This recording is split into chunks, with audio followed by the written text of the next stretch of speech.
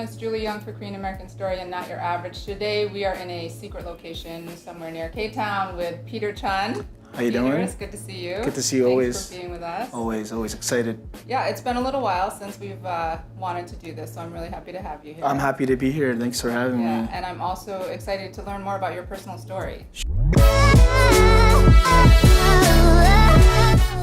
So when you were growing up, what was your goal? Like, what did you want to be? Did you already know you wanted to be in the music industry? Yeah, absolutely. I definitely knew I wanted to be in the music industry because my number one inspiration was always music.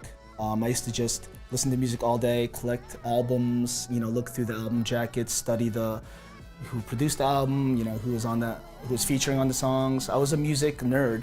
Okay, so at what point do you get this amazing opportunity with YG? So yeah, growing up in high school, I had friends around me who actually went on to become musicians, artists, producers. There's a lot of them. It's not any one person, but there was one particular person who I consider like a older brother to me. I grew up in the town of Ridgewood with him. His name is Teddy, and he's the main producer at YG.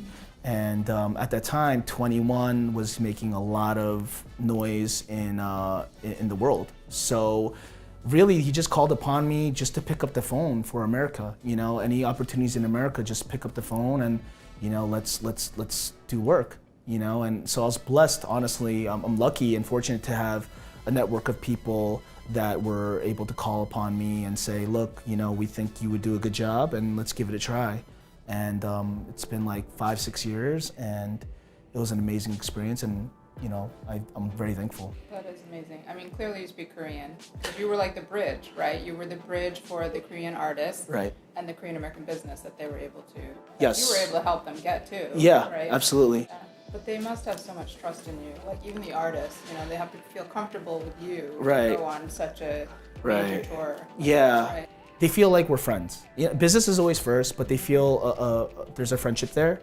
It wasn't so black and white. I could be there with them in the recording studio. I could be with them in the hotel room. I could be with them in the car. It wasn't so like, this is the schedule, this is it. It was like, okay, you know what? Let's have dinner with these people. Let's meet them. Yes, that's business, but they also trusted me to set things up, but also take care of their needs, whether it was honestly business or personal. Yeah.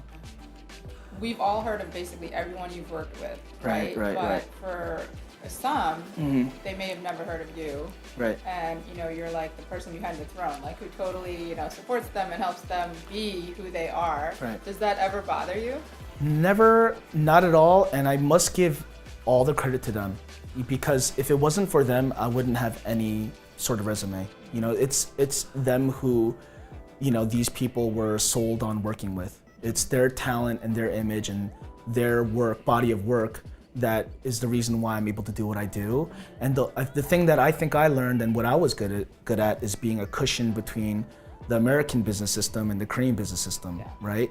And that also plays into, honestly, some racism. I think that when some of these American companies might work with a Korean artist, they sort of have low expectations. They'll be like, oh, ride economy, we're not gonna take care of your team. I've actually had that experience before, and I said, okay, so would you tell any other talent in America to ride economy and not bring their team? Right. Never. Yeah. So why would you suggest that of us? And the funny thing is, it's actually the opposite. In Korea, the artists are taken care of better than they are in America. A lot of these Korean people and American people, they can't vibe together, but I would understand both sides and be like, look, this is not what we're used to.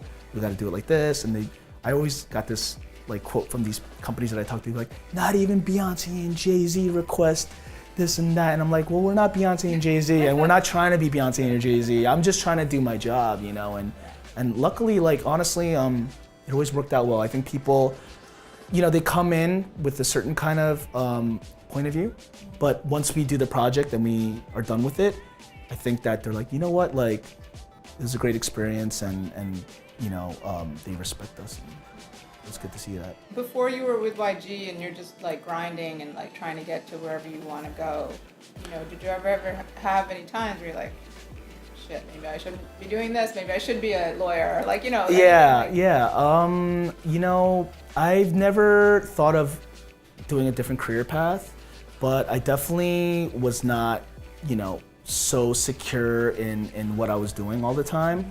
But I think I built that through working with the people that I was able to work with. Like, they were so amazing and they were so good that they gave me the confidence to go out there and be like, this is who we are, this is what we want to do, and let's do it together, One of the reasons why I asked that question is because in this age of social media and everyone's life looks amazing on Instagram, Right. people say to me, oh my God, your life looks awesome. And I'm like, because it's curated for Instagram. Like, you don't see the shit when I'm right. Yeah. But so I like to ask that question because as human beings, like, we all have doubts and fears Yeah. and insecurities. Right. And especially when you're trying to be successful in these careers that many people want to be successful in, Right. people forget sometimes, like, what you see, Yeah. online is not, it doesn't show the difficult Oh, part, absolutely, absolutely. There's so much that goes on behind the scenes, and Instagram is a perfect example. I mean, Instagram is Instagram. Like, even on my Instagram, people are like, "Oh, it seems like you're always traveling, or are you in Partying, Korea, and or you're, party?" hanging out with these cool people. Yeah, but I'm really home like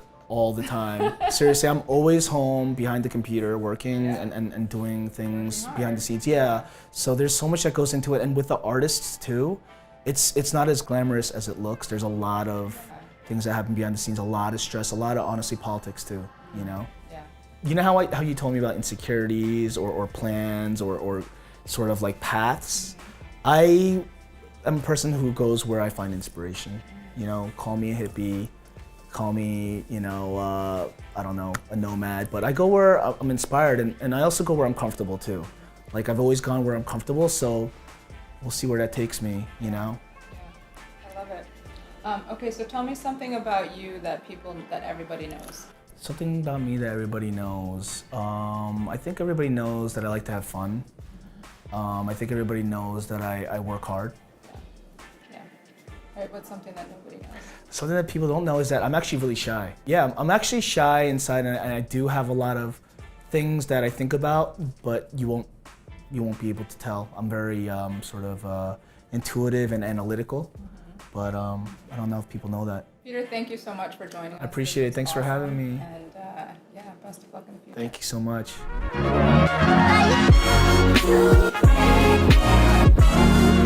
Bye.